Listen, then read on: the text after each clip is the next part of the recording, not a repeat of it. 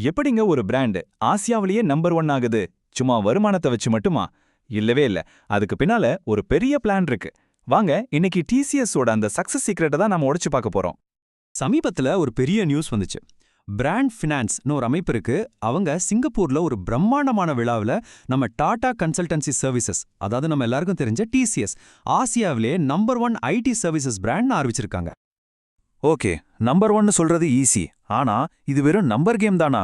இல்ல, இந்த வெற்றிக்கு பின்னாடி ரொம்ப ஆழமான ஒரு ஸ்ட்ராட்டஜி, ஒரு வியூகம் ஒளிஞ்சிருக்கு. அது என்னன்னு தான் நாம இப்ப தோண்டி எடுக்க போறோம். சரி, முதல்ல இந்த அங்கீகாரம் எவ்ளோ பெரிய விஷயம்னு நாம புரிஞ்சுக்கணும். இது சும்மா ஒரு அவார்டு கொடுத்து அனுப்புற மாதிரி இல்ல. இங்க பாருங்க, பிராண்ட் ஃபைனான்ஸ் அமைப்போட நிர்வாக இயக்குனரே ஒரு முக்கியமான விஷயம் சொல்றாரு. டிசிஎஸோட பிராண்ட் வேல்யூ சும்மா அவங்க நல்லா பெர்ஃபார்ம் பண்றதால மட்டும் இல்லையா, அது அவங்களோட எதிர்காலத்தை கணிக்கிற ஒரு தொலைநோக்கு பார்வையை காட்டுதான். அதாவது அவங்க நேத்து என்ன பண்ணாங்கன்றதுக்காக இல்ல, நாளைக்கு என்ன பண்ண போறாங்கன்றதுக்காக இந்த அங்கீகாரம். இன்னும் ஒரு படி மேல போய் யோசிப்போம். உலக அளவுல டிசிஎஸோட பிராண்ட் மதிப்பு எவ்வளோ தெரியுமா? $21.3 பில்லியன்.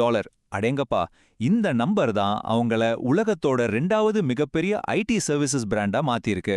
சும்மா யோசிச்சு பாருங்க, எவ்வளோ பெரிய தொகை இது. அப்போ இவங்களோட சீக்ரெட் ஃபார்முலா என்னவா இருக்கும்? அதுக்கு அவங்க ஒரு சூப்பரான பேர் வச்சிருக்காங்க, பெர்பெச்சுவலி அடாப்டிவ் என்டர்பிரைசஸ்.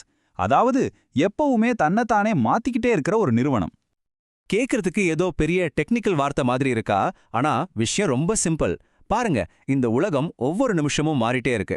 இந்த மாற்றத்தை பார்த்து பயப்படாம அது கூடவே சேர்ந்து நம்மளையும் மாத்திக்கிட்டு ரொம்ப நம்பிக்கையோட வளரணும். இதான் இந்த தத்துவத்தோட மொத்த சாராம்சமே. ஆனா இத சொல்றது ரொம்ப ஈஸி. ஆனா செஞ்சு காட்டுறது, அதுக்கு பின்னாடி ஒரு மலை மாதிரி பலம் வேணும். சும்மா ஒரு சின்ன டீம் நினைச்சா இத பண்ணிட முடியாது. இதுக்கு ஒரு பிரம்மாண்டமான ஆபரேஷன் தேவை. அவங்களோட ஆழம் எங்கெல்லாம் இருக்குன்னு ஒரு சின்ன சாம்பிள் பாருங்க. நம்மளோட டெய்லி லைஃப்ல இருக்கிற பேங்கிங், ஹெல்த் கேர்ல ஆரம்பிச்சு பெரிய பெரிய தொழிற்சாலைகள், ரீட்டெயில்னு அவங்க கால் பதிக்காத இடமே இல்லைன்னே சொல்லலாம். இதுதான் அவங்களோட பறந்து விரிஞ்ச பார்வை. சரி, என்னென்ன சேவைகள் கொடுக்குறாங்க? Artificial intelligence, cloud, cyber security. நீங்க டெக்னாலஜில என்ன ஹாட் டாபிக் சொன்னாலும் அதுல டிசிஎஸ் ஒரு முக்கியமான பிளேயரா இருப்பாங்க. அது மட்டும் இல்ல, மத்தவங்களுக்கு சர்வீஸ் பண்றதோட நிறுத்திக்காம அவங்களே சொந்தமா பவர்ஃபுல்லான சாஃப்ட்வேர் ப்ராடக்ட்ஸையும் உருவாக்குறாங்க. இது அவங்களோட டெக்னிக்கல் நாலேஜ் எவ்வளோ ஆழமானதுன்னு நமக்கு காட்டுது. சரி, இந்த பெர்பெச்சுவலி அடாப்டிவ் தத்துவத்தை பேப்பர்ல இருந்து நிஜத்துக்கு எப்படி கொண்டு வராங்க? அவங்களோட தற்போதைய மிகப்பெரிய கேம் சேஞ்சர் எது தெரியுமா? அது ஆர்டிஃபிஷியல் இன்டெலிஜென்ஸ் தான். ஆமா, ஏஐ மேல தான் அவங்க முழு கவனத்தையும் வச்சிருக்காங்க. இது சும்மா பேச்சுக்கு இல்ல, நிஜமாவே காலத்துல இறங்கி வேலை செய்யறாங்க. சிங்கப்பூர்ல ஒரு ஏஐ ரிசர்ச் சென்டர், ரியாத்ல கூகுளோட பார்ட்னர்ஷிப்ல ஒரு ஜெமினி எக்ஸ்பீரியன்ஸ் சென்டர்னு உலகம் முழுக்க ஏஐல ரொம்ப சீரியஸா முதலீடு பண்றாங்க. இப்ப நாம கொஞ்சம் வித்தியாசமான ஒரு விஷயத்த பார்க்க போறோம். டிசிஎஸோட பிராண்டிங் வெறும் டெக்னாலஜியை பத்தி மட்டும் இல்ல, அது மராத்தான் பத்தியும் கூட. என்னது, டெக் கம்பெனிக்கும் மராத்தானுக்கும் என்ன சம்பந்தம்னு யோசிக்கிறீங்களா? அவங்களோட சீஃப் மார்க்கெட்டிங் ஆஃபீஸரே இதுக்கு ஒரு அழகான விளக்கம் கொடுக்கறாரு. ஒரு மராத்தான் ஓட்டம்ங்கிறது ஒரு நாள்ல முடியற விஷயம் இல்ல, அது ஒரு நீண்ட பொறுமையான பயணம். அதே மாதிரி தான் அவங்க தங்களோட கஸ்டமர்ஸ் கூட இருக்க உறவையும் பார்க்கறாங்க. ஷார்ட் டேர்ம்ல இல்ல, லாங் டேர்ம் பார்ட்னர்ஷிப் தான் அவங்களோட இலக்கு. அதனால தான் நீங்க உலகத்துல நடக்கிற பெரிய பெரிய மரத்தான்கள்ல நியூயார்க், லண்டன், சிங்கப்பூர்னு எல்லாத்துலயும் டிசிஎஸ் பேரை பார்க்கலாம். அது மட்டும் இல்ல, அதிவேக ஃபார்முலா இ கார் ரேஸ்லயும் அவங்க ஸ்பான்சர் பண்றாங்க. இது எதை காட்டுது? மரத்தான் மாதிரி பொறுமையும் ஃபார்முலா இ மாதிரி வேகமும் ரெண்டுமே அவங்க கிட்ட இருக்குன்னு காட்டுது.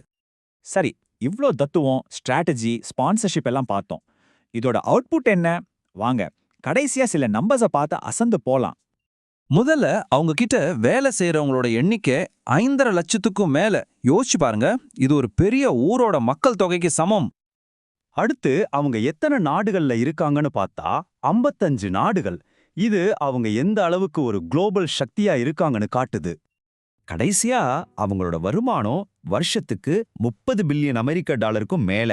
இந்த நம்பர்ஸ் எல்லாம் ஒன்னு சேர்ந்து அவங்க எவ்வளவு பெரிய டெக் ஜாம்பாவோன்னு நமக்கு புரிய வைக்கவே. இதெல்லாம் ஒரே நாள்ல நடக்கல. 1970கள்ல இருந்த அந்த பெரிய மெயின் ஃப்ரேம் கம்ப்யூட்டர் காலத்துல ஆரம்பிச்சு இன்னைக்கு இருக்கிற ஏஐ வரைக்கும் டெக்னாலஜில வந்த ஒவ்வொரு பெரிய மாற்றத்துக்கும் அவங்க தங்களை அப்டேட் பண்ணிக்கிட்டே இருந்திருக்காங்க. இதுதான் அவங்களோட உண்மையான பலம். இந்த கதை நம்ம எல்லாருக்குமே ஒரு பெரிய கேள்வியை எழுப்புது இல்லையா?